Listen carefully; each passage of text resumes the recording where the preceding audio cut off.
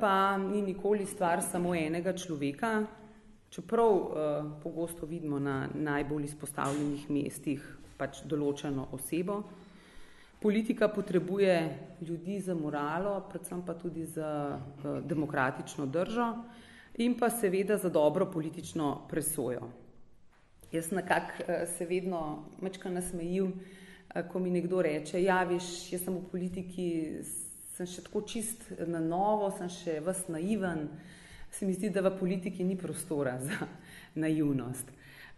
Pač politična presoja je potrebna in jo politika tudi potrebuje.